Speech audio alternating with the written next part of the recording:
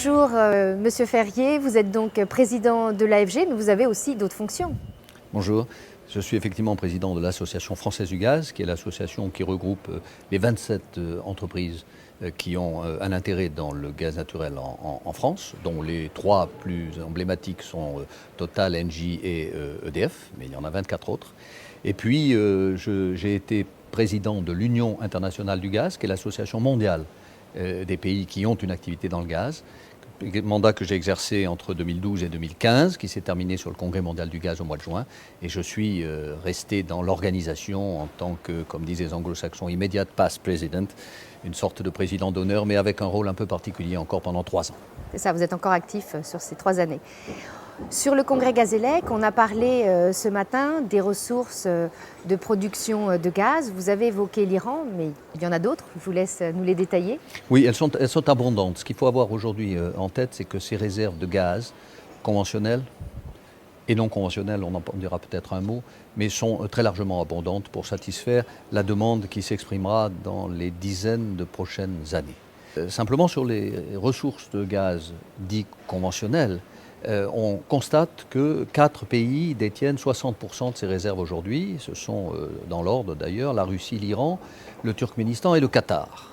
Et donc là, on voit que c'est tout de même très localisé entre le Moyen-Orient et l'Asie centrale.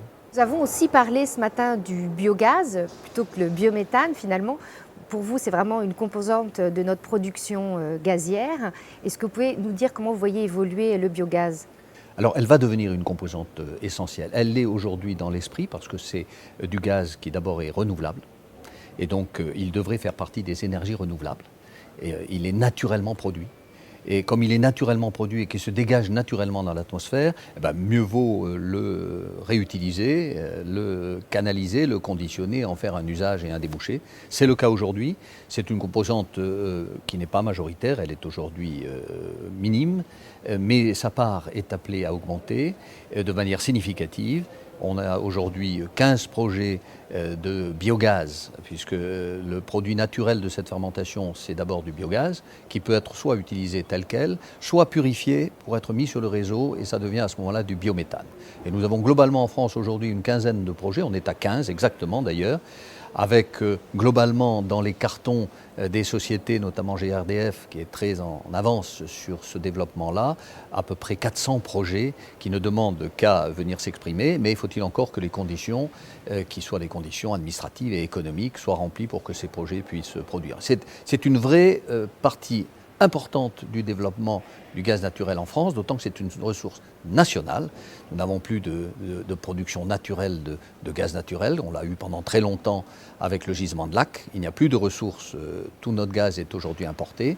Mais nous avons une ressource qui est pérenne et appelée à se développer, qui est l'exploitation du biogaz, biométhane sur l'ensemble du territoire.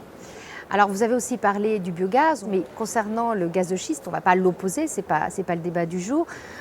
Est-ce que vous pensez que ce gaz de schiste est définitivement enterré en France ou pas ?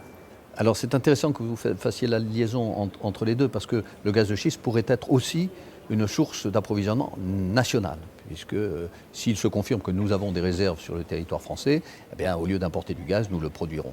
Il y a un vrai devenir sur le plan, en tout cas international, ce n'est plus à prouver. Les États-Unis ont démontré qu'au fond, leur développement industriel, pour ne pas dire leur redressement industriel, a été largement assis sur la production des gaz de schiste, qui ne sont qu'une partie des gaz non conventionnels. Je le mentionne quand même parce que souvent on associe les deux, et souvent malheureusement ça contribue à véhiculer dans le public une mauvaise image du gaz, parce qu'on parle du gaz avec les problèmes de gaz de schiste, et on parle du gaz avec les problèmes de sécurité d'approvisionnement et les risques d'approvisionnement. C'est un peu dommage, parce que le gaz mériterait qu'on en parle en d'autres termes, mais c'est ainsi.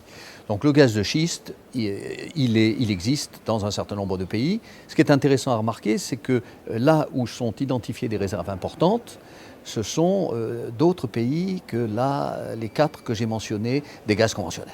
Parce qu'on trouve les États-Unis, l'Argentine, la Chine, l'Australie, l'Afrique du Sud, l'Algérie et un certain nombre de pays d'Europe. Et que quand on superpose ça aux 4 sources principales, réserves principales en tout cas de gaz non conventionnel, on voit que d'un point de vue géopolitique, là on ouvre un sujet de très grand intérêt. C'est vrai que la géopolitique sur le marché du gaz est très importante et on en parle souvent sur Gazélec. Un dernier point que je voudrais voir avec vous, comment voyez-vous les secteurs, quels sont pour vous les secteurs de croissance pour le gaz naturel? Alors, il y a un secteur majeur de croissance pour le gaz naturel qui est aujourd'hui modeste, c'est celui du transport.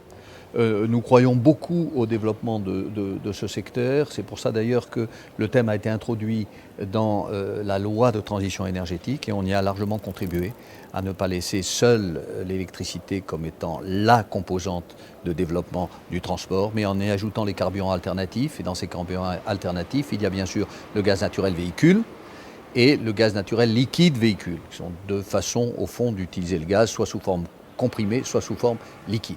Et là, on a un vrai secteur de développement dans le transport, plutôt de flotte captive aujourd'hui. On sait que la moitié des villes en France de plus de 150 000 habitants sont déjà équipées en bus au gaz.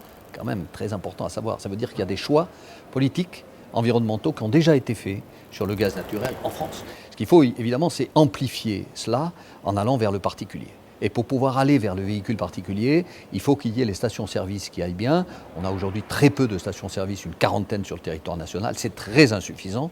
Mais pour qu'il y ait ces stations qui se construisent, il faut évidemment que les investisseurs soient sûrs qu'il y aura suffisamment de véhicules au gaz pour venir remplir chez eux. Parce que c'est un investissement qui est plus important qu'une station-service de produits pétroliers. Et pour ça, il faut évidemment qu'il y ait des indicateurs, des signaux favorables qui soient envoyés par les pouvoirs publics pour que cette mécanique prenne. C'est le système de la poule et de l'œuf qui commence. Est-ce que c'est le constructeur qui commence à mettre à disposition des véhicules au gaz? Mais là, le particulier dira, si j'achète un véhicule au gaz, où vais-je faire mon plein? Ou est-ce qu'il faut commencer par équiper des stations, mais qui resteraient durablement vides? Donc il y a une vraie problématique de logistique que n'a pas évidemment ni les flottes captives, que ce soit bus, bennes à ordures, et encore moins la composante qui est aussi une composante importante, qui est celle du transport maritime, où on voit que le gaz naturel liquéfié, qui est du gaz naturel simplement, il est maintenu liquide. Et l'intérêt de le maintenir liquide, c'est que 1 mètre cube liquide, vous avez 600 mètres cubes gazeux. Donc vous avez sur un volume beaucoup plus petit une quantité considérable que vous êtes capable de transporter, sous réserve de le maintenir liquéfié à moins 162 degrés, ce qui n'est pas forcément simple. C'est une technologie qu'on maîtrise parfaitement et qui se justifie dans le transport maritime. Les 2 dernières commandes des plus gros navires Costa qui viennent d'être passés sont des navires qui vont fonctionner au gaz naturel liquéfié. Je tenais à le signifier parce que c'est quelque chose que le grand public n'a pas en tête. C'est certain. Mais c'est vrai que le gaz prend de l'ampleur. On le voit nous aussi sur Gazélec, puisque cette deuxième journée du gaz, nous avons beaucoup plus de personnes. Donc j'espère que... Ça m'a agréablement surpris. Voilà. Merci à vous en tout cas, Monsieur Ferrier, pour ces mots et à très bientôt. Merci beaucoup.